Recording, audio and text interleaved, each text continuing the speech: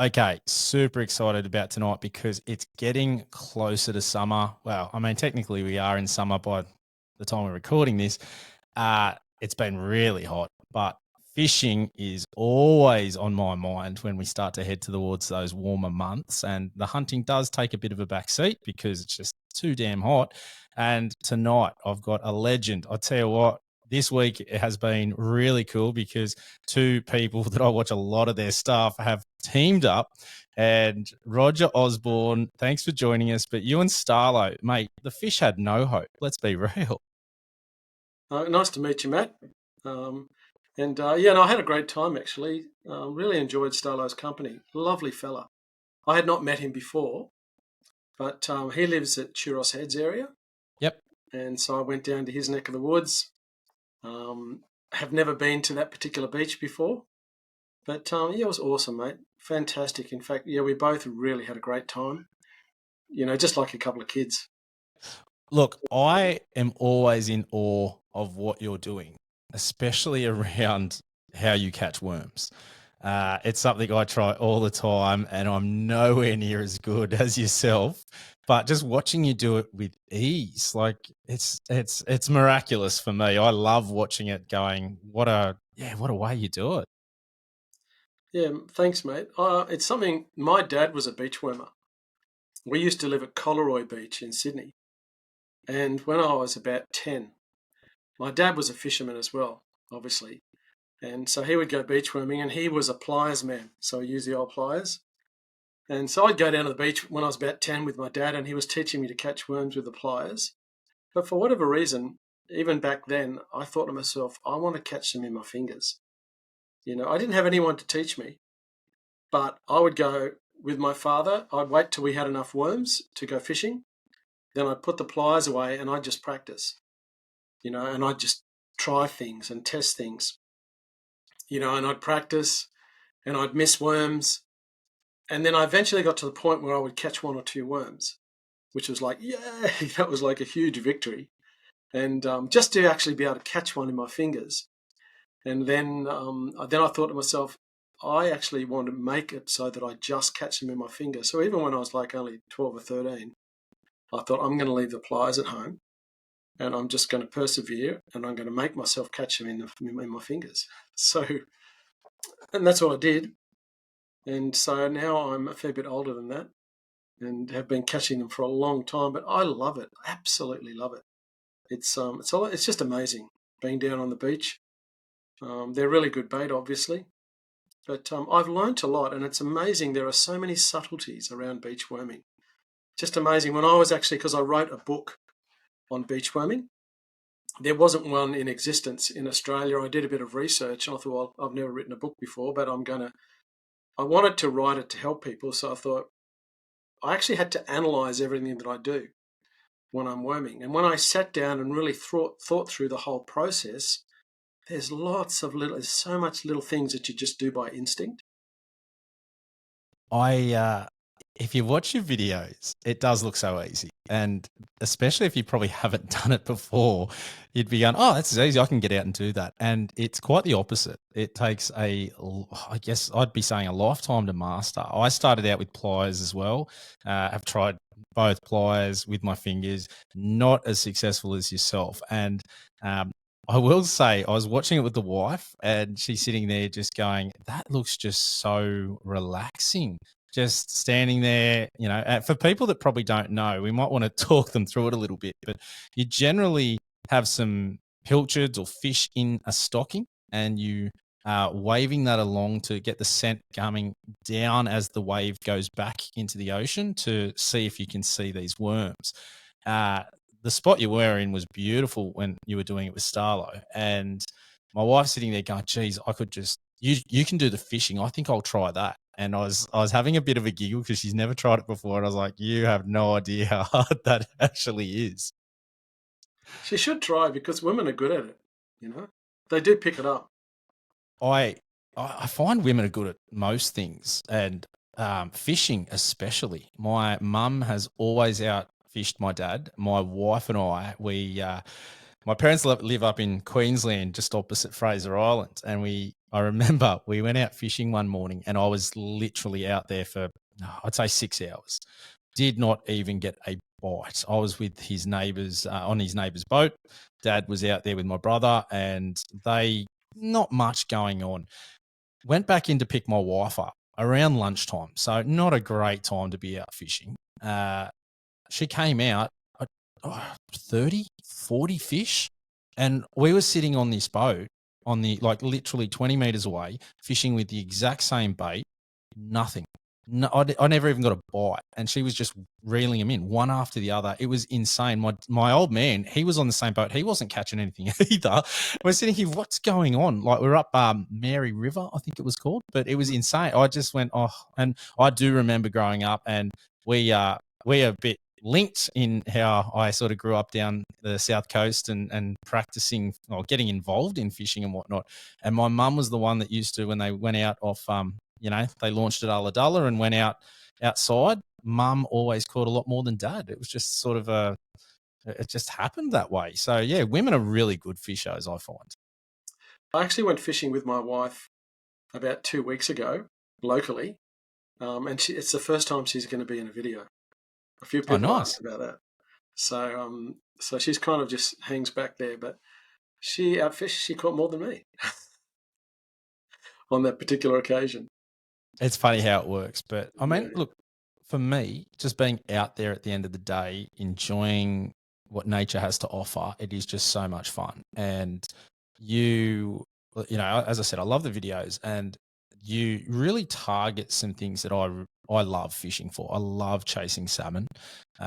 Big on flathead as well. They are just two of my favorites to chase. And I don't know what it is. Salmon are just such a great fighting fish off the beach. And it's so easy because you don't need to have the big fancy boat. You don't need to spend a lot of money to be set up for it. And you can get straight in there and have a crack.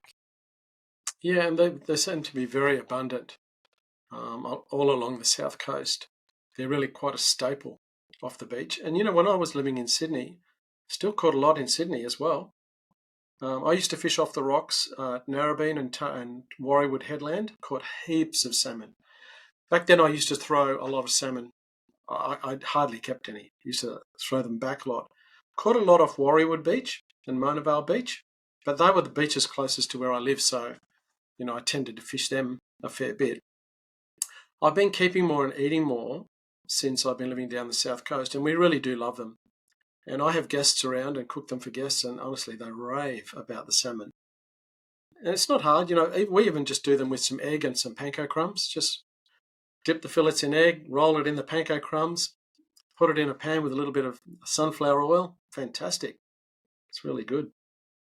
I've always been a fan of eating them, and I know a lot of people don't classify them as the best table fare, but I think it's how I guess I bleed them straight away, and I find that definitely makes a difference. So it's similar to sort of hunting, I suppose, is the more, if you can, if you shoot an animal through the lungs, it's fantastic because the blood comes out of it, so it makes the flavor taste better, and especially if it's dispatched quickly. So I find fish are very similar in that sense too, and I've always been a big fan of salmon.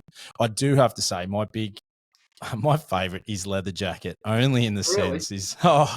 sense that when mum and dad were always going outside fishing, they'd bring back, and I loved just cleaning the leather jackets because they're such a simple fish to just cut down behind the spike and just peel the leather jacket back, and you're good to go. And I just found it's a really nice, sweet fish, and that was always my favorite to do. So it was like the job they gave me, and I just sort of fell in love with it, and then I love the fish themselves. I do a fair bit of spear fishing, and they're not the greatest to chase when spear fishing. They tend to just sort of sit there, turn side on, They're and look very at you. easy. So they are very easy. But hey, look, Yeah. don't look what's the saying? Don't kick a gift horse in the mouth. So I tend to always do take them as well. How? So what's your background? Because it's pretty cool what you do now and teaching about fishing. But let's get back to it. You grew up as a butcher, I believe. Yeah, my dad was a butcher. He had his own butcher shop. But when I left school, I really didn't know what I wanted to do. And my dad said to me, why don't you go up the road to the local butcher shop and offer to work 2 days a week for free to get experience? So I said, yeah, okay. So I went up to the local butcher in Narrabeen. They had about 12 full-time butchers in this shop, so it was a big butcher shop. And I just said, look, I just would like to learn, and I'm happy to work for nothing, 2 days a week. So I started washing dishes and helping in the butcher shop. And then after 2 or 3 weeks, I think they felt guilty, so they said, no, look, we want to pay you. And then I'd been there for about 3 months, and they offered me an apprenticeship. So I never ever had an interview after school. Just that's how I got a job. So anyway, I did my apprenticeship. I finished my trade as a butcher. When I was at East Sydney Tech, I just found that I really enjoyed, because when you're cutting meat, I like things neat. I like presentation. When I slice steaks, I like them to be uniform. And I found that I was getting really good marks at Tech without too much effort. So it motivated me. And I ended up getting number one best practical butcher at East Sydney Tech 2 years in a row. And I got awarded like special knives, engraved knives, stones, steel. So once I saw I was actually doing okay, I was really into it. And so and then I actually got nominated for what's called the Bronze Medallion out of all trades in New South Wales. So I did really well when I was at Tech for a butcher. And then when I finished my apprenticeship, I worked for another 2 years full time. But my father had a catering business. So my dad had transitioned from, well, what happened? He was a butcher, but he got cancer. And after getting cancer, he didn't have the strength. So he started cooking spit roasts for people because he had the meat skills and he had the contacts. And so he started doing catering. Would you believe, Matt, that back then, what my dad used to charge, he used to charge $1 a head for as much meat as you can eat. Stop it. Oh. True. Compare that to today's prices, my God. I'm just trying to think how long ago it was. You're probably talking 45 years ago. But he charged $1 a head. Yeah. And he used to make, well, actually, okay, I can tell you the breakup. If he did a party for 100 people, right, it's $100. His butcher's wage for a day was $18 back then. Yeah, so different now. But if he did a party for 100, he'd get $100, $1 a head. I think he'd spend about $30 on meat and make $70. So it was like 3 days' wages for doing a party, and it wasn't as hard yakka as butchering. So he started doing catering, but then he was on my back because I was a butcher as well to come and work with him. And so I started cooking spit roasts when I was about 17 or 18. And I still cook them today. I've been cooking spits for a long time. In fact, I probably, humbly, I don't know if there'd be anyone even in Sydney who's cooked as many spits as me over the last 45, 50 years. It is a super popular thing now. I mean, I'm a big fan of technology and gear, and I'm always talking about, I've got a pellet smoker, and it is just, it's next level. I love spit roast. So I love cooking with charcoal to the point where I love my pellet grill because it's just literally set, forget, smokes it out, comes out beautifully. But I was really missing cooking on a spit. So I end up getting a Weber kettle barbecue, and then you can get a conversion kit. So it has its own rotisserie on it now. So you can do that still over the coals. And I absolutely love it. I'm still playing around. It's not as easy in the kettle, I find, compared to just the actual spit itself. I just found it so much easier, a bit more consistent with the heat and using the charcoal as opposed to being in the kettle and doing it. But it's super popular nowadays. Even the TV shows about it. It's amazing how much that has taken off, especially in this country. Over in the States, it's unbelievable. Oh, it's huge, eh? Yeah. Massive. Even the shows, I think there's a couple of great Netflix ones. I think it's the American Barbecue Showdown and things like that. And It's pretty cool to see the skill involved, and I don't think people appreciate how difficult it is for some of these techniques when you're cooking. Mate, Yeah, I mean, I because my dad was a butcher, we I was mentioning to you when I first spoke to you that we did whole cows. Like we used to do when before it becomes, when it's veal, so it's a smaller animal.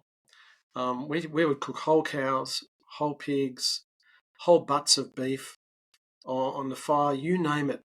And back then, um, my dad, when I was little, I grew up eating things like kidneys and liver. Mate, I loved kidneys and bacon for breakfast. We used to have kidneys and bacon all the time. And even when we were catering, we had like a little entree that we'd do in these little cups, and it was kidneys and bacon, fried up, caramelized on the barbecue. We'd serve it with a little spoon. But it's been a few years since I've eaten kidneys, but I really probably need to get some kidneys and revive it. I I still eat them. My wife thinks I'm weird, but I get the kidneys. I love it on a sandwich with Parmesan cheese. Oh, So that sounds pretty good. it's delicious. That with butter, so they're nice and warm. They just melt that butter and a Mm. little bit of Parmesan cheese. It is absolutely delicious. I can eat it all the time. I do the same kidney and bacon. It is just such a great combo, and I love to. We've not just probably in the last couple of years bought a pie maker, and they are so simple to use. So all the leftovers now, but I'm a massive steak and kidney pie man. So when I get the chance for that, that's always going in as well. I'm I'm big on eating everything of the animal that you possibly can, Yep. and it's more from like it's funny. People see hunters sometimes that they like the killing, and maybe some do. I I'm not about that. I am all about using the animal and knowing where my food comes from, and that's the same as fishing's always been for me as well. If you're going to take a life, I'm very big on making sure that you don't waste any part of that animal that you've taken their life, because otherwise, I think it's just disrespectful. It's wastage and the like. So at every chance I get, I most definitely do. Even through Coles and Woolies, I tend to seek out the heart and the kidneys and the liver, just because I feel a lot of people won't and will get thrown out, and that's just such a waste. Plus, it's so full of good nutrients. Oh, yeah, yeah, very rich in protein, and I think it's part of being thankful, and appreciating all of that. You know, really, we're really blessed to be able to do it, to be able to go fishing or hunting. I think I mentioned to you, we recently bought a parcel of land, and it's pretty off grid, and it's got deer on it and pigs. And I'm keen to harvest. With my butchering skills, I'd like to harvest deer every so often, and just make sausages and use all of that. I started this podcast as like I love being in the bush, and it's been a bit of a progression for me. So I have always been fishing and spearfishing, and then as I got older, really got into hiking and doing hike throughs and things like that. And then did a bit of time in the army and found I really enjoy shooting. So I was doing that very early as well. And probably around my, I think, early 20s, I started shooting and just enjoyed that side of it. Going for small game, but then sort of things changed, moved around, all the, as life does. And as I'm getting older and having kids, I've sort of gone, oh, look, I'm a bit more wary about spearfishing because I've had a lot of run-ins with sharks and the like, and I've sort of been, okay, don't really want to, end up being You'll chum. be the prey instead of the person. you know. Yeah, 100%. And, I'm not that agile in the water when you think about a shark. So I sort of sit there and I do love it, but just I think about how much it could impact my life a little bit. So not that I'm someone that lives in fear, but it is something that I'm just a bit more cautious nowadays. So with the kids. And then I was always big on the number one rule for me when spearfishing is never dive alone, and that Yeah. makes it trickier as your mates, all my mates that spearfish have got kids now, and you just don't go away as often, and that's been a big change. And so that's where the hunting came in. And up until a few years ago, I probably about 2017, I didn't even know we had deer in this country. And then went down the pathway of going, oh, we've got them, and I got my R license and started chasing them around state forests. And I'm big on just teaching myself and learning through mistakes. I'm a teacher, that's my profession, and I learn best by doing. So I know that's the best way for me to learn. Just get out there and have a crack, watch some things, learn as much as you can. And then that's where the podcast came from. I went, I really want to talk to people and learn from them as we go. So I've been on that journey and went and did my kangaroo harvesting course to learn a bit about butchering and the like. So that was a really good one because I had a bit of an understanding from fish, but they are different, and it's a lot more difficult with obviously an animal carcass as opposed to a fish. But that then I've been successful in getting my first deer, which is good, and it's just so much more meat than a fish, and I've knocked off a few goats and things like that. So it's been really good. I'm a terrible butcher, I will say that. It's I butcher the butchering for sure. You're more of a hacker. Yes. Look.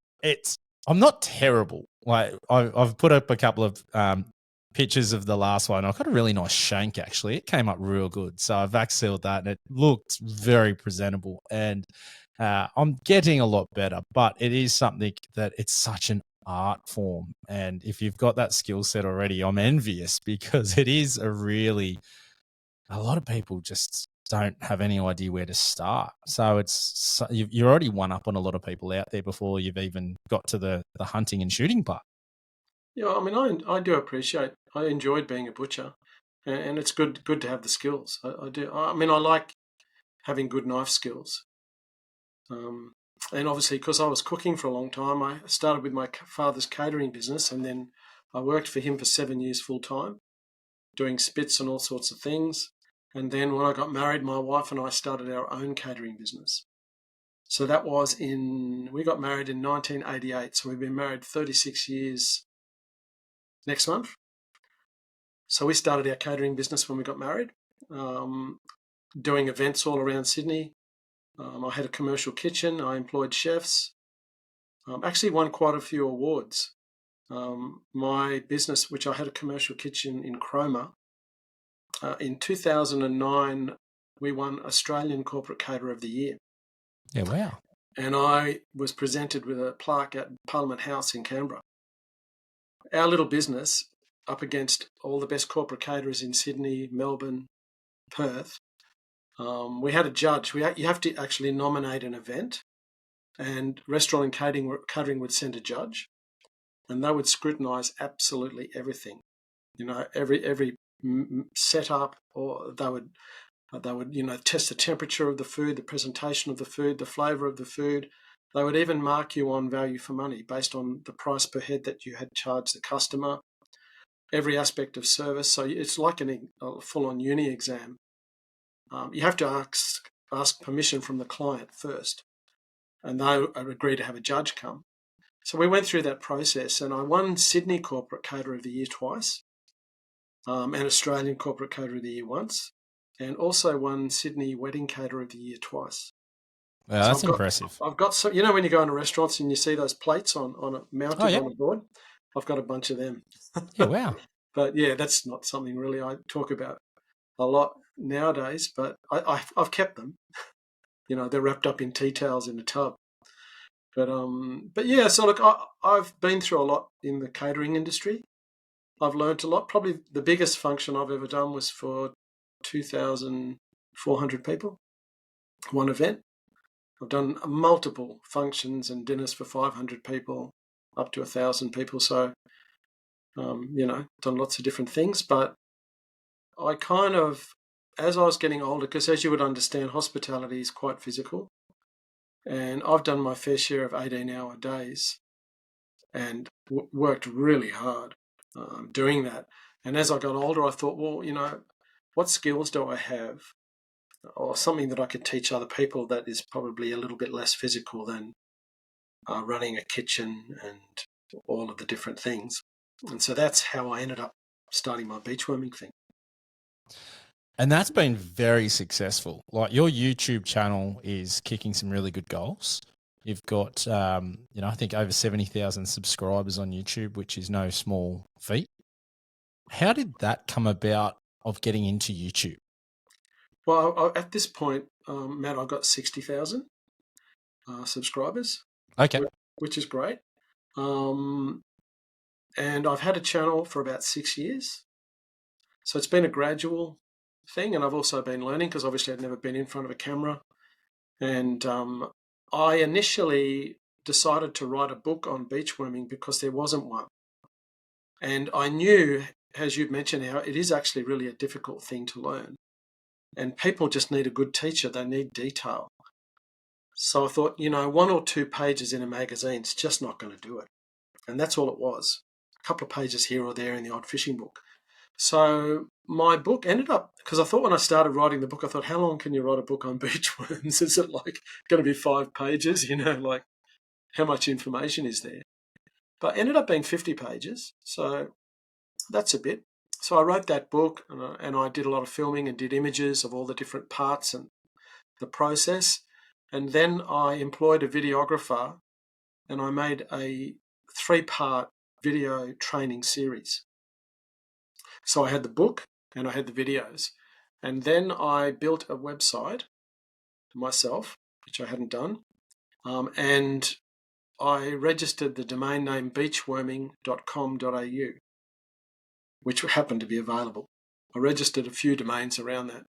And I was selling my book and my videos as like a training thing for beachworms on my website. And so I started making YouTube videos really as a way to promote my beachworming course. And so I started making a few videos and they were going really well. But then obviously you catch worms to go fishing. That's the goal. So then I started making a few beach fishing videos.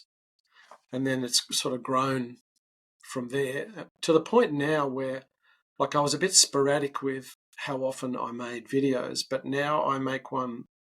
I do a video at 3 p.m. every Saturday. So I do a weekly video. I've only been doing that for about 9 months, but since I've had the consistency of doing videos, it's had a big impact on my channel. But probably my difference with the videos that I do is I'm really focused on teaching. It's not like I'm saying, watch me catch these fish. It's my whole purpose is I want to help you, the person who's watching. I want to be able to teach in a clear and simple way so that you can actually learn what I'm doing so that you can have fun and you can catch fish. So that's the whole motivation, is to teach. So my videos are much more kind of focused around that. The actual teaching various things about fishing and explaining exactly why am I in a particular spot, what am I thinking, what's my strategy. That's been good for me watching because your videos are very good. As a teacher, we refer it to like explicit instruction, and you're very good at giving a lot of details so that as a learner, you're sitting there watching and understanding the thought process of where you're doing what and why you're doing what you're doing, which is great because for a lot of people, they just get out there and they're just having a go. And that's something that I'm guilty of. I did it for fishing. I've done it for hunting.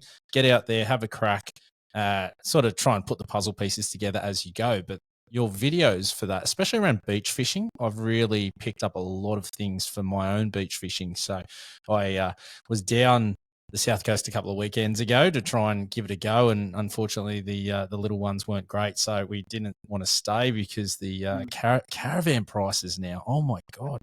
I Really? didn't realize. Yeah, we end up paying $70 a night just for a tent spot.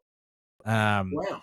Yeah, it's definitely increased and stayed in the same one that I spent a lot of time in. We had a permanent on-site van, just more to go down memory lane. I know a lot of the spots to go fishing. I was going to hit up Racecourse Beach, and it's a nice little beach there just outside Ulladulla. You get a good sort of vantage point above to see where the channels and whatnot are, so you can have a crack at. But I've always sort of known to do that, but I've then not known why. And that's been one of the great things about your videos. I'm going, that makes sense. That's why you do that. And it's been very, very helpful for me. And I reckon that's probably why it's so popular, is that you do watch those other videos and people are catching fish, but it's them catching fish, and yours really sort of flips that on the head. And they're almost like a term we call flip learning in high school, is that you're seeing to learn to then put it into practice. So that's been a really positive thing, and I appreciate what you're doing because I love watching them. Well, I found that sometimes I would watch YouTube videos because I want to learn as well. There's different aspects of fishing and stuff, and I would find that I'd be watching and I'm thinking, how have they rigged that up? What plastic is that, or what lure is that, or what size hook are they using? Why are they fishing where they're fishing? And I just had questions. It's like I had all these questions, but they weren't really the answers weren't there. So I kind of tried to the best of my ability to convey all of that information. And I do feel it's very rewarding doing that, and especially when I see all the comments of people that a lot of people say they're catching fish now when they weren't catching fish before, which is really good. I think that is something. I love getting feedback, both good and bad, for the podcast and whatnot. But when someone learns something from a great guest I've got on, or put something into place, or gets their first deer and they reach out, I love that. It's so rewarding. And that, even just when people say thanks, and it's awesome because these things do take a lot of time and effort, and it's not easy to do. It is a big investment, especially I can't imagine how you do a video a week. I look at the podcast and see how long that takes, and I don't use video that often, and I sort of sit there and go, that's a lot of dedication and a lot of time clipping it all together. I've done a couple in the past, but they are such a time-consuming process. So props to you for doing that. What I'm really curious, because I sort of got out of fishing for a little bit of a chunk in time and concentrated on other things. And I came back and so much has changed. So there was a big gap for me coming back and seeing all these plastics. That wasn't sort of around, when I was chasing things with sort of the hard lures and deep divers and things like that. And I've come back and there's all these new plastics that you can use for bait. And I was like, what is going on here? This is a step in a different direction for me. What has been the biggest change for you over your time fishing, and something that works fantastic? I mean, I guess in answering that question, though, there are foundational things that never change with fishing, and even the simple things of using, natural baits and things will never change. Probably the biggest thing that did occur in Australia was the introduction of soft plastics.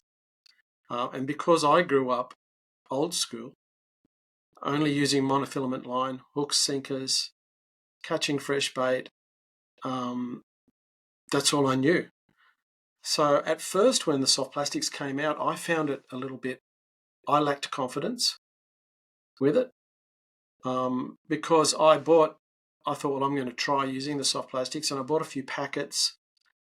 Just went up to the local tackle shop, asked them, do you know which ones seem to be catching fish or working, and what size jig head should I get? And my first use of soft plastics was in Baril Lake, flicking them out there. And my first session using soft plastics, I didn't catch anything. And then what happens is you just question yourself, and you think, am I doing it right? Am I winding it in the right way? Am I using the right color? It's like, I don't know. It's like, I don't know. I mean, but I was still bait fishing, but I started persevering with that and just doing a bit. I had a kayak, and I'd go out of my kayak on the lake, and I just used light line, 6-pound line, and I'd flick the plastics. And then I just started to catch a couple of flathead and a couple of bream. And once you catch one fish, it's like, it's like, it works. It works. But for me, that was about 15 years ago. And so I've done a lot of soft plastic fishing since. And it's something that I really, really enjoy. But it was all about getting the confidence of knowing that your technique was right. And then it's like anything, once you learned that, and soft plastics are very, very effective. They're not the be all and end all, I mean, it's just like braided line as well, because the whole braided line thing, that was actually another really big change, because we never had that. It was just always nylon. And then all of a sudden you've got braid. But over my period of time where I've been using that, I understand now the differences between nylon and braid, the advantages of each, and what the best applications are of the different things. And I appreciate both of them. And I do a lot of bait fishing now, but I still really do quite a bit of plastics fishing as well. I really enjoy it. It's just different ways, different methods. I do like getting out on the lake, flicking plastics, because you can certainly catch a feed. And I used to be kind of like, lure fishermen, they're just casting all the time. And it's like, I can't be bothered. They're just casting. I'd much rather put a bit of bait on and chuck it out, and I can just relax and wait for a bite. That's the way I used to be. But then now I actually appreciate, because with plastics, it's a little bit like hunting in a way, because you don't know where the fish are. So you've got to prospect and test. And when you cast a plastic out, you're bouncing it back across the bottom, or you through the water column, but you're really testing an area. And you know what? If there's any flathead there and they see something come past, they're going to grab it. But there might not be a flathead there, and you don't know, because you don't have X-ray vision. So you've got to cast at 12 o'clock and have a couple of casts. If you don't get a bite, then you go to 1 o'clock. You don't cast in the same spot, and then you work your way around and you test an area. If you don't get anything there after 15, 20 minutes, well, then you move. I mean, you can do that if you're in a boat, but you can also do that on the land. You can walk the shore. And then you'll get to an area where you'll start catching fish. It just seems to be, that's the way it works, So two things that you touched on, moving up and down the beach. I never did that. I chucked the sand spike in, beach rod out, and sat and waited, had a beer, happy days. But watching your videos, it makes complete sense. And we talked that about in hunting, and a good mate of mine who lives down your way and is an avid fisherman, he's been catching a lot of salmon. So shout out there to Frank. I remember some advice he said that he got told when hunting is that if you find sign, don't keep going looking for more sign. And it's similar to what you're saying. If there's no fish there, you're looking for sign, whether it be that bite or what's going on. And there are things that definitely cross over. The other thing you touched on was Beryl Lake there. And some of the best memories I have fishing were in that lake, or are in that lake. That I remember I was lucky enough when I was about 17 that my father bought me a tinny with a little Yamaha 6-horse motor, and just taking that out and trolling for tailor and getting just the little tailor out of the lake on really light line and having them jump and go crazy. Geez, that was so much fun. I think, if I was down there for, a month, I'd probably be out there, at least 30 days doing it. It was just unbelievable good fun. And it's one of those things that what I love about fishing is that there's something for everyone. I get terribly seasick, and so I'm not very good at going out in the ocean, but when it comes to beach fishing, rock fishing, and in the lakes, I absolutely love it. And I'll, love to be out there and having a go. So that's something I love with fishing, just because it's such a broad sort of sport for everybody to do. Yeah, it's wonderful for kids. I've got such great memories. It was so exciting, such adventure, and you're just excited about catching anything, and I know you've got young kids, but you want to get, I've got 3 sons, and my wife and I are both very outdoors, and we wanted to get our kids doing things outside. They still obviously had computers and all the normal things, but we wanted to get our kids outside in the fresh air, learning things, experiencing things. So we've always done that. We actually joined, on the northern beaches, we joined the Bayview Sea Scouts. because it was a scouting group, but they were sea scouts. So it was on the water at Bayview, on Pittwater. And they had sailing boats, kayaks, all sorts of stuff. So it was a combination of, doing hiking and camping, but also doing water-based activities. So we did that for about 10 years with our 3 boys. And, we had many, many great experiences. And that's kind of where we started to get into a bit of wilderness hiking as well. I've done a lot now, probably in the last 15 years. I've done a lot of wilderness hiking. I did a hike in July this year in the Western McDonnell Ranges near Alice Springs. Yeah, great spot. I've been there. So I did a 100. I didn't do the full Larapinta Trail. I did about half of the Larapinta Trail. It was about 100 Ks that we did. And we climbed a few mountains, and we climbed Mount Sonder, which is the biggest mountain in that sort of area. And we had to get up at 3 o'clock in the morning because it was a 16K return. 8 Ks up to the summit, 8 Ks back again. That was towards the end of our hike, actually, after we'd been hiking for about 7 days. But I really like that sort of stuff. I like having a pack and having your food for a week, creating all your own dehydrated meals and just being out in the bush. I've done a fair bit of that in Tasmania as well. I've been trout fishing in a lot of the wilderness lakes up there. You'd love that sort of thing. I'm actually going down to Tasmania next year for a friend's wedding, and that's big on I've sort of twisted the wife's arm and said, all right, rather than just go down for the wedding, let's make a 2-week trip of it at least, try and get some hikes in. That's been the big one for me. Having kids, probably been the biggest impact, I think, is I used to hike a lot. Just loved it. Love being in the bush, just walking through it. It's my happy place at the end of the day. And my one of my favourite walks is the one along the ocean from Bundeena to Otford. Oh yeah, another one. Yeah, beautiful spot. Stunning up on the Headley, and you get amazing views there.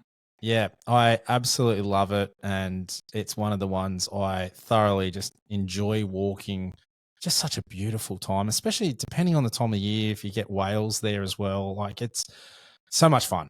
And so, yeah, for the wife, we were talking about that. So we've actually loaded up with, I've got a kid hiking pack, so an Osprey Poco Plus, off the top of my head, I think it's called.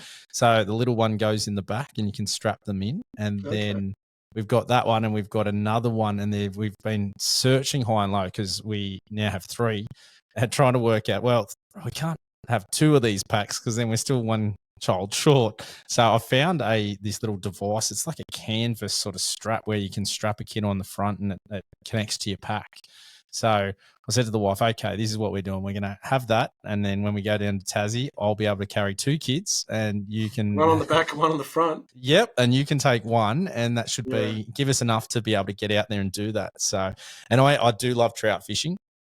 Not that great at it. I really want to learn how to use the flies rather than just spin for them. But it's but look, I love what you're saying, because I'm the same with my kids. It's all about just getting them out and that, trying to instill the love of the outdoors and adventure.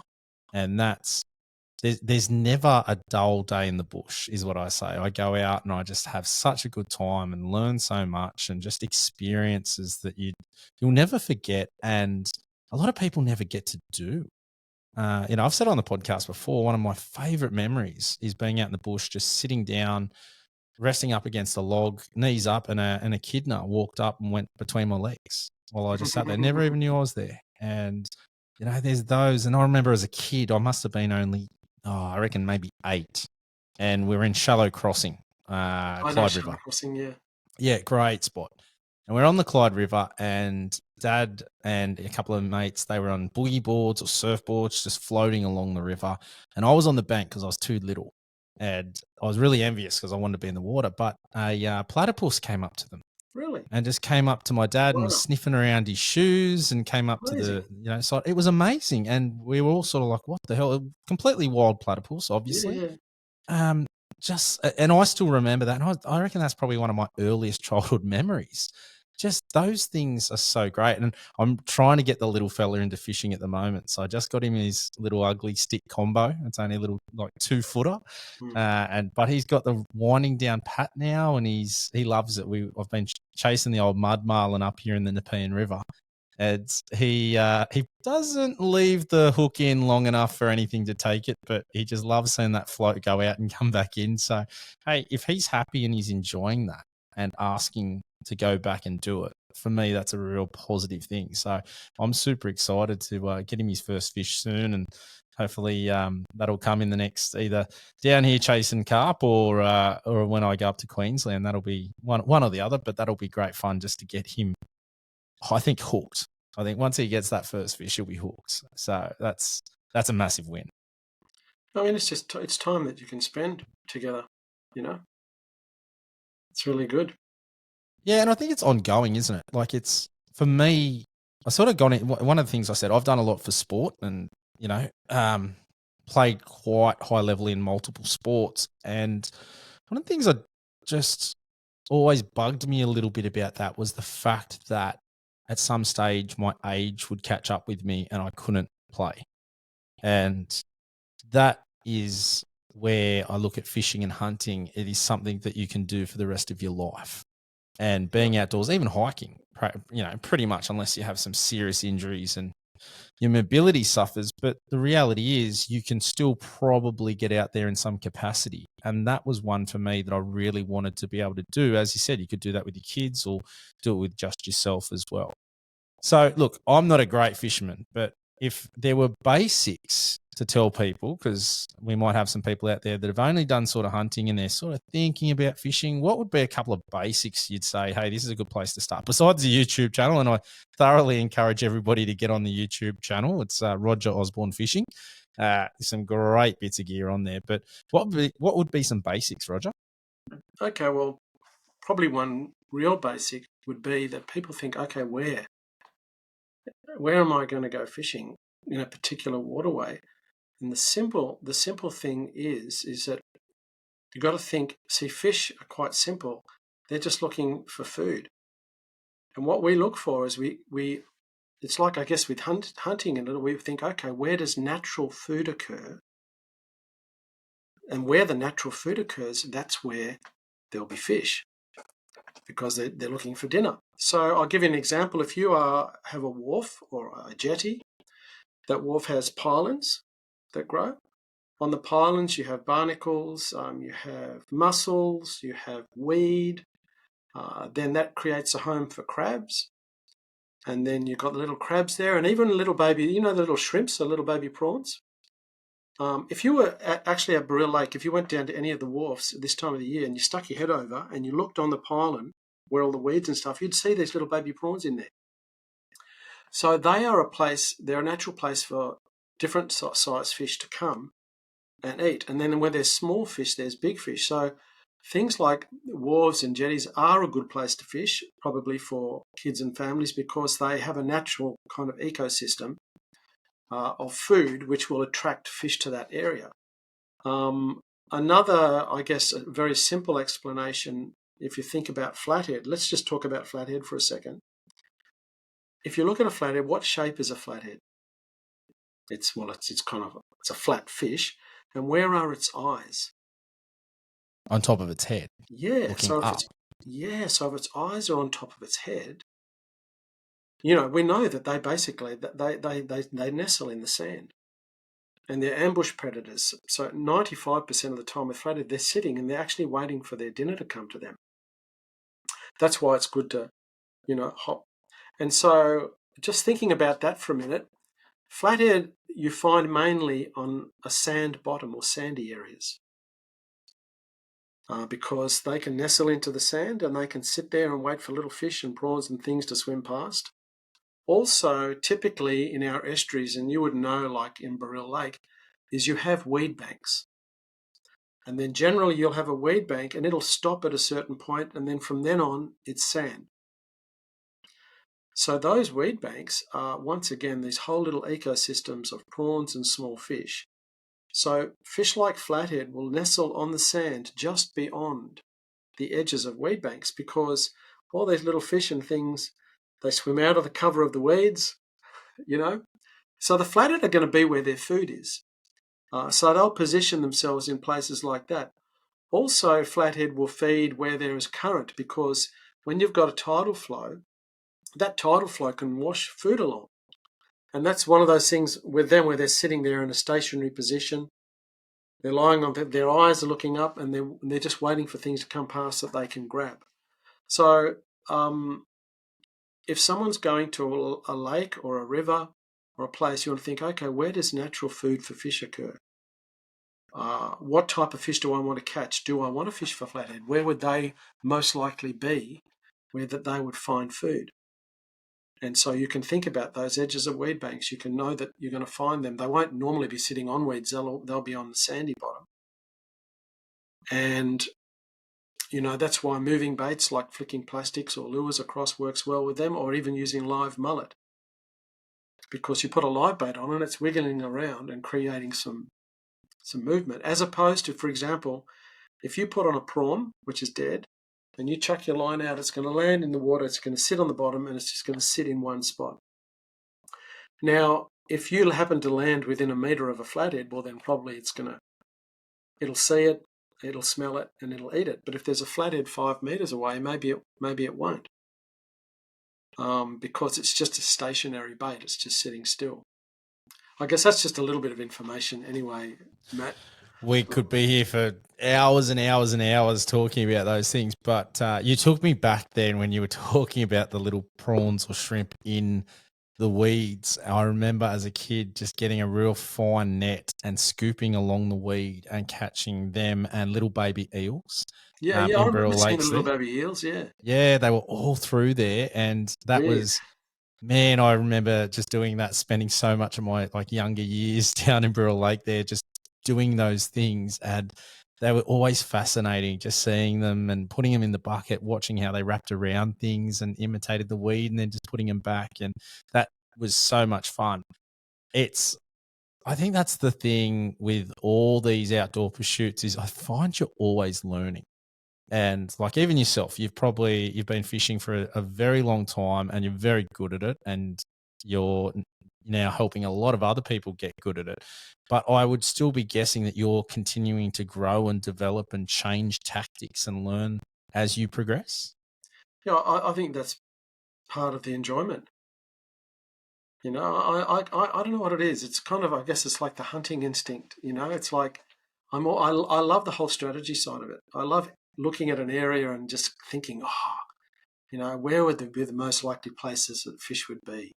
And I'm always, I'm not someone who's kept a fishing diary. I know a number of guys who keep very detailed diaries of every time they go fishing, and it's really good to have a diary because you can look back and see patterns. And I think it's a great thing to do, but that's just probably not I'm not really a good administrator, but I do take note mentally a lot. If I go fishing to a particular spot and it's a certain tide and the wind's blowing a certain direction and the conditions are a certain way, and if I don't catch anything, it's like, okay, I was here at this time in these conditions and I didn't get any bites, even though I had really good bait and it was a nice time of the day. So I just put that in my memory bank. When I used to fish for drummer off the rocks, fishing for drummer, there's all sorts of subtleties. Like some places, there's only 2 hours of the tide which is any good because it's got to do with how much water is there. Some places are good at low tide, some places are good at high tide, but the only way you can find out is by actually just going all the time. And then you'll find at particular points, it's really good. And so I used to just spend the time. But then when I'd have a really good session, I'd remember this spot works really good at low tide when the swell is from the south and it's less than a metre.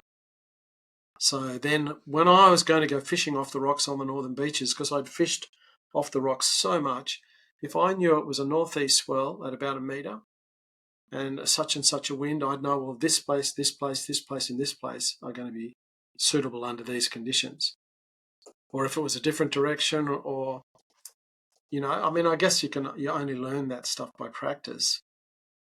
But Yeah, I mean, I like learning all of those things. And now I'm in a relatively new area on the south coast because I grew up on the northern beaches. I've only been here for 5 years, even though I did holiday here a lot. So when I moved down here, it's like I've got a whole lot of new headlands to learn. And it's like that with rock fishing. I've actually just got to put some time in to get down there, get to know the terrain, how it'll work in different conditions, and test and try. So I'm doing that down here. I'm learning. I'm learning this part of the coast. Beach fishing's not so difficult. Beach fishing is much easier because the same kind of principles apply here as they would at Narrabeen or pretty much anywhere up and down the coast. When you look at the actual features on a beach and different things, you know, that's a lot easier than rock fishing and reading the terrain when you're rock fishing.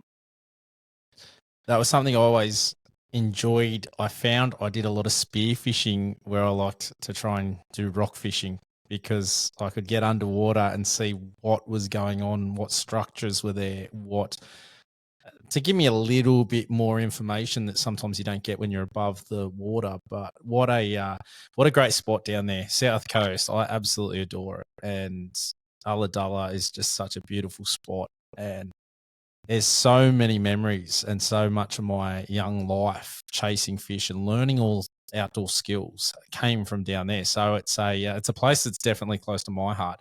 I do remember on Racecourse Beach there one time we were fishing off the rocks, and my old man was fishing off the rocks, I should say, and we were crabbing and trying to catch some crabs, and he was chasing groper at the time, but that some people were getting into tailor, I think it was off the top of my head, tailor or salmon.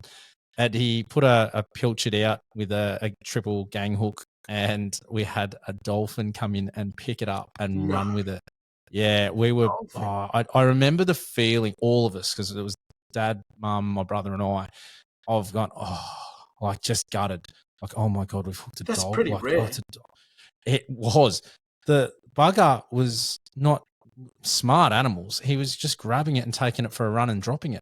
He did it about 3 or 4 times. And so we were just like, what the hell? So we were sort of petrified. We didn't want to So wind it it in. didn't actually hook him. Never hooked him. He was Wow. just grabbing it and taking it for a run. And we were just like honestly mortified that we'd potentially hook this dolphin. Because you could see him come in, they were riding the waves. He was just playing. And it was just another thing I'll never forget. And, we still talk about it. We catch up. And that probably happened, oh God, I reckon probably 30 years ago now. But it's like it happened yesterday. So those things are brilliant. What's your favorite thing to chase? What fish is the one that if you could only go after one fish for the rest of your days, what would it be? Well, I can't give you a good answer. Or I'll give you a good answer because I don't have a favourite. I love fishing for groper. I love fishing for drummer. I love fishing for snapper. I love fishing for mulloway. I love fishing for white. I really enjoy all of them. I don't actually have a thing where I have to do, or I'm driven, if you know what I mean. I enjoy the variety, so I don't really have one single favourite thing. When I used to live on the northern beaches, I used to fish. I had a boat. I used to fish out in the ocean a bit, but my target species were snapper, mulloway, and kingfish, and I caught plenty of those. But my main actually, well, that kind of leads me to what my motivation is that I like to catch fish that I enjoy eating, and that's probably my motivation. Is I enjoy eating fish, and I mean, obviously, we love eating whiting. It's beautiful, delicate white flesh. My wife loves whiting, so that's obviously a motivation for me to catch whiting because she loves them. Yeah, so generally, I'll focus more on the things that I like to eat, and I just find it all super exciting. Totally understand there. We used to do that spearfishing. I would only shoot something that I was going to eat. Like it was never about just shooting something for the sake of it. It was find something that was legal size, that was good eating, that I really wanted to target. And generally found that was red mowies. They were Oh, or okay. banded moong, and they were fantastic to eat. And they down the south coast, there's some really good spots for them, and they're a tough little fish to chase as well. So I did like the fact that it was a challenge. Like I'd still shoot a leather jacket, I'll be honest, because I do love eating them. But the red mowies were always one that I'd really like to chase because I just found they were very finicky. So as soon as you started to drop down or get into that, they weren't like a lot of fish will come to you if you sit on the bottom or get down because they're a bit curious, don't know what's going on. Whereas I found the red mowies down there didn't like that, and they were a bit of a challenge. But yeah, it's there's just so much to it. I get why you can't give me a straight answer there because it is such and they all have such a different challenge to them. Like you mentioned drummer before, it's such a different way than chasing flatties or, that is great. I do love that. And I also like it when you don't know what's coming in on the end. Do you still get that? Because you've done such a fair bit of it now, and I noticed on a couple of videos you sort of were predicting pretty accurately of what was coming in. Has there been too many times now you get surprised on what's on the line? Not from the point of view of knowing how different fish fight, because some fish are very easy to tell the way they fight. Snapper and bream tend to do like head knocks, like kind of almost rigid head knocks, and they knock their head. They both do the same sort of thing. Trevally will kind of bounce around like that. They kind of like that. Different fish feel different. So that's why you can say it feels like this or it feels like that, just purely because of the way that they fight. But you do get, it's hard to tell sometimes, you do get tricked. You think you've got something on, but it's a different fish to what you think, but it's all good. Yes, I mean, any time out fishing is a win at the end of the day. So you do courses as well, don't you? Do you teach people in person or online? I this year I rode a lake and river fishing course because the first one that I did was my beachworming course. My lake and river course has 27 videos in it. It's not on YouTube. I basically thought through the whole process of fishing in estuaries and lakes and rivers, and including all the target species and bait and everything. So I've created that, and the 27 videos all have teaching notes with them. So I sell that lake and river estuary course on my website, which is rogersfishing.com. So I have a YouTube channel, but I also have rogersfishing.com. And prior to that, I did a beach fishing masterclass as well. So that has 15 videos in it. Same sort of process where I was just going through everything I think about when I'm beach fishing and all the different aspects to it, and how to read a beach and all sorts of stuff. So I have 3 courses. I have a beach fishing course, a beach worming course, and a lake and river course, which is all people can buy that on my website. Or I also have a membership. It's like an online fishing club, and people join. And when someone joins my fishing club, they have access to all of the courses. It costs $19.90 a month to be a member, but you get access to all the courses. And I also do a fortnightly Zoom training. So every second Sunday at 7 p.m, I teach for up to 1 to 2 hours. And all the Rogers Fishing members who want to participate in the Zoom, they join me in the Zoom. And it's like an online fishing club. And I've got people in Western Australia, South Australia, Melbourne, the Gold Coast, got members from all different areas, and we all get together on Zoom and help each other. So I kind of have that, apart from I make a lot of content, a lot of free content on YouTube to help people. But then I've kind of been working on building a library of fishing courses. My next one is to start a rock fishing course, which in itself will be, there's a fair bit of detail in that. In all the basic stuff, obviously it involves a lot of safety. I've fished off the rocks since I was a teenager, and it's one of my favourite things, and I still fish off the rocks a lot now. But, you've got to be smart. And, I love the rocks passionately. And I've fished all night so many times. I've fished under the light of a full moon on the rocks. It's been wonderful. And caught some pretty epic fish doing that. So, yeah. So, I mean, yeah, I have the Rogers Fishing website. I do all the courses, and it's been going really well, actually. That's awesome. That sounds like such a great resource. I might have to look into that for my old man just to stir him up too. And but he could probably learn some. I always stir him and say he's not a great fisherman, even though he's been having a crack for a damn long time. And mate, I think, well, hopefully we might get some international people on board, because we found out the other day the podcast is listened to in over 32 countries. Is that So that's right? Wow. yeah, I was pretty happy about that. I just didn't really know. Spotify do this like analytics thing, and they send out how many people listen and how many people you're in their top podcast or top 10 podcasts and how many countries. So I looked at it and went, oh, there's 16. I was really happy. I was like, 16 countries. That's pretty cool. And then sort of actually spent a bit of time breaking down the analytics with Apple and whatnot too, and went, oh, it's over 32. That's fantastic. So pretty cool. So shout out to all those international listeners out there too. Thanks for jumping on board and having a listen, and hopefully you're enjoying it. Mate, what is your most memorable fish? Like, what's the one that you go, geez, that was either the most challenging or it was just a personal best? Is there one that sticks out for you? It's hard to pick, but I went fishing. I wanted to fish for mulloway off the rocks, and I went down to the rocks with my wife. It was the 9th of January, so that's the time of the year it was. It was actually a full moon. People have all sorts of theories on full moon, no moon, but in that particular case, it was a full moon.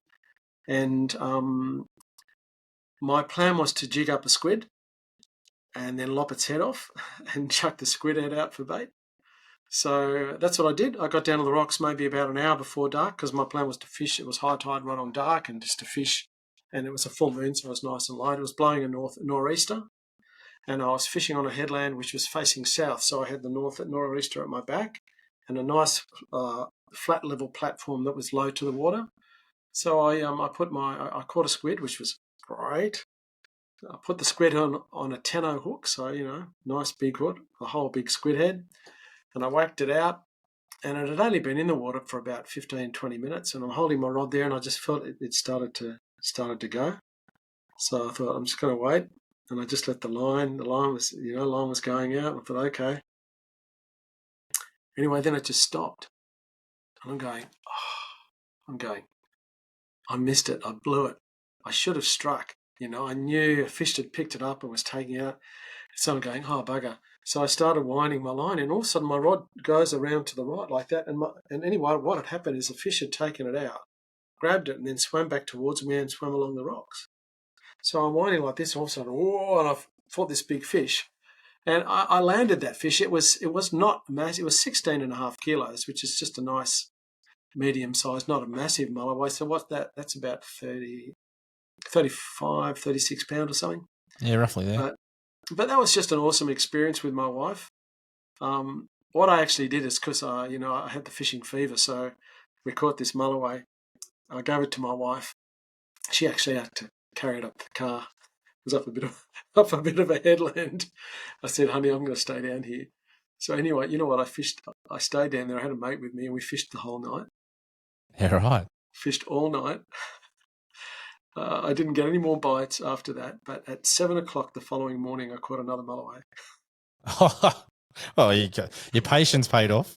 So I'd been there all night. It's funny. So almost like 7 o'clock the night before I got one. Similar tide the following morning, I got another one. I actually, so I had a few good experiences in that particular place. Fishing for mulloway. That's just one experience, but it was just enjoyable. Whenever you kind of have a goal and you catch the bait that you want to catch, and then you achieve what you want to achieve, is really good. And I think that's a big one compared to hunting, is that you do get to catch the bait. And we're so lucky. It's so much fun to do it, whether it be chasing, pumping nippers, or I love chasing squid with a prawn jig. And just like, there's some great spots down the south. I reckon you probably go to similar ones, but probably. They are so much fun. And then just being able to, even prawning and, getting in there, doing that, it's almost like it's a more of a complete circle when you are catching it than, I look at hunting and I love hunting, but you're finding animals and then hopefully shooting them. Whereas with fishing, you can catch the bait. So it's like all these additional steps to really round out the whole process. That's cool. I really enjoy that part of it. And I could do that all day, like pumping nippers. I used to do that on the sand flats and have such a great time. I'd be out there for 2-3 hours, tide permitting, and that was so much good fun.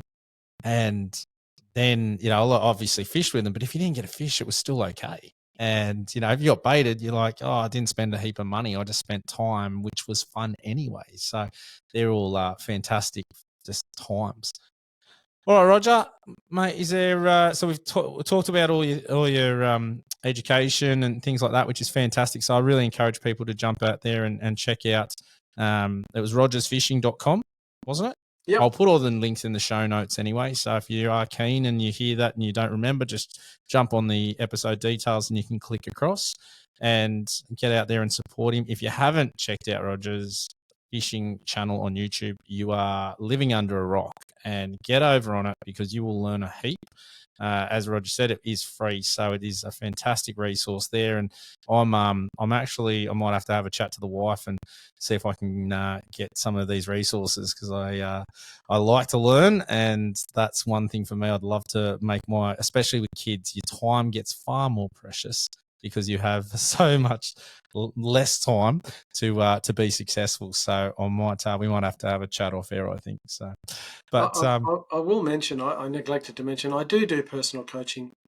It's not a major thing, but I'm happy. People ring me up and they want, so I take them fishing as a fishing guide. But yeah, it's just something I'm happy to do if I'm available, but not a major focus. Yeah, understandable. All right, well, mate, loved the new video with Starlo. That was sensational. I thoroughly enjoyed that. I was hanging for it to drop yesterday and get out there and watch it. So if you haven't, jump over to Roger Osborne Fishing and subscribe, because it is well worth it. Every Saturday at 3 p.m. It will, you won't regret it. So, guys, thanks for joining us. I hope you got a lot out of this. I've had a pleasure talking to you, Roger. Thanks very much for coming on, and I'm sure we'll keep in touch. It's been my pleasure, Matt. Really great to meet you. And yeah, all the best with your hunting and your fishing. Likewise. All right. Thanks, Roger. You're welcome.